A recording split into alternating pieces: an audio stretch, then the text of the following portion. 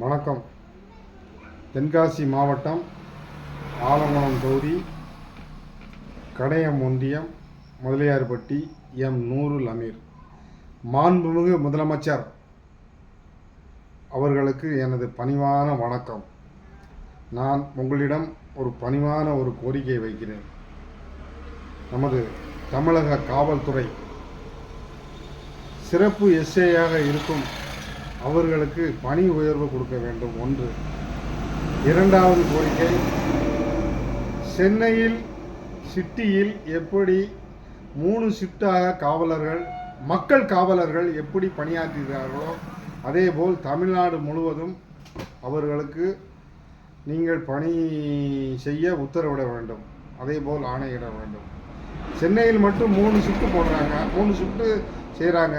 மற்ற இடங்கள்லாம் 12 மணி நேரம் 24 மணி நேரம் செஞ்சால் அவங்களுக்கும் குடும்பம் இருக்குது, குடும்பத்தை பார்க்கணும், அவங்களுக்கும் மன அழுத்தம் வரும். இது என்னுடைய தனிப்பட்ட கருத்து.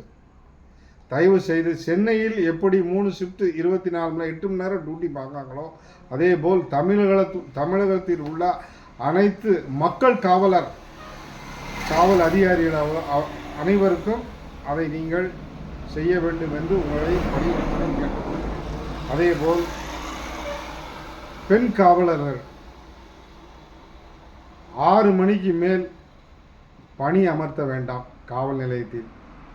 அவர்கள் பாவம், காலையில் டியூட்டிக்கு வந்தால் இரவு வரை வேலை செய்கிறார்கள். நான் சில காவல்துறையில் சில காவல் ஸ்டேஷனில் காவல் நிலையத்தில் பார்த்திருக்கேன். நைட்டு 8 மணி வரை 9 மணி வரை இருக்கிறார்கள். எனக்கு மிகவும் கஷ்டமாக இருக்கிறது. அதை நீங்கள் சீர்படுத்த வேண்டும். பெண்கள் இரவு சுமார் 6 to 7 மணி அளவில் அவர்கள் வீட்டுக்கு செல்ல வேண்டும். இதுதான் எனது முதல் கோரிக்கை. அதேபோல் சிறப்பு எஸ்ஐ அவர்களுக்கும் பணி உயர்வை செஞ்சு கொடுங்கள். நீங்கள் வாக்குறுதி கொடுத்தீர்கள். அதுபோல் காவல்துறையில் உள்ள அனைவருக்கும் ஓய்வூதிய பென்ஷன் கண்டிப்பாக நீங்கள் வழங்க வேண்டும். காவல்துறையில் அந்த யூனிஃபார்ம் இருக்கிற வரைக்கும் தான் அவர்களுக்கு மரியாதை கொடுப்பார்கள். யூனிஃபார்ம் அவங்க ரிட்டையர்ட் ஆகிவிட்டால் யாரும் மதிக்க மாட்டார்கள். அதுக்கப்புறம் அவர்களுக்கு என்ன இருக்குது? இப்போ ரிட்டையர்டு பென்ஷன் தான் இருக்குது. நான் காவல்துறைக்கு மட்டும் கேட்கல, அனைத்து அரசு ஊழியர்களுக்கும் ஓய்வூதிய பென்ஷன் கொடுக்க வேண்டும். நீங்கள் வாக்குறுதி அளித்தீர்கள், தேர்தல் வாக்குறுதிகள் அளித்தீர்கள், அதை நிறைவேற்ற வேண்டும். ஏன்னா அதிகாரிகள் பணியில் இருக்கும்போது தான் அவர்களை மக்கள் மதிப்பார்கள். அது ரிட்டையர்ட் ஆகிட்டால் அவங்க என்ன செய்வாங்க? 60 வயசுக்கு மேலே ரிட்டையர்ட் ஆகிட்டால் அவங்க எந்த வேலைக்கும் போக முடியாது. என்ன வேலை செய்வாங்க? தயவு செய்து கருணை உள்ள கொண்டு நான் கேட்குறேன், காவல்துறைக்கும் பென்ஷன் கொடுங்க, மற்ற அதிகாரிகளுக்கும் பென்ஷன் கொடுங்க. போக்குவரத்து துறையிலிருந்து அனைத்து அரசு ஊழியர்களுக்கும் நீங்கள் வாக்குறுதி கொடுத்ததை தான் நான் கேட்குறேன். பணிவன்போடு தாழ்மையோடு முதலமைச்சர் அவர்கள் கருணை கொண்டு இதை மட்டும் செய்யுங்க. அதே மாதிரி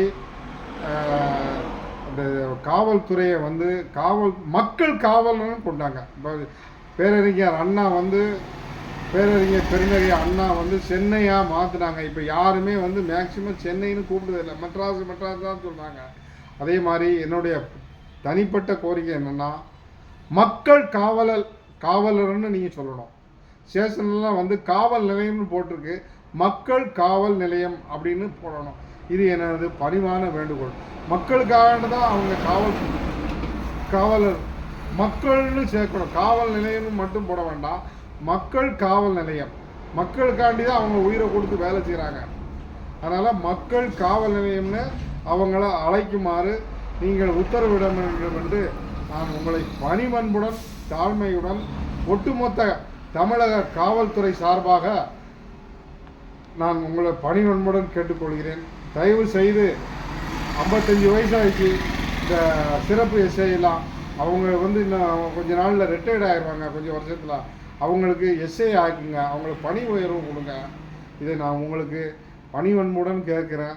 நன்றி, வணக்கம். இதை நீங்கள் செய்வீர்கள் என்று முதலமைச்சர் அவர்களுக்கு நீங்கள் செய்வீர்கள் என்று நான் உறுதியாக நம்பியிருக்கிறேன். நன்றி, வணக்கம். மாண்புமிகு முதலமைச்சர் அவர்களுக்கு எனது பணிவான நன்றி.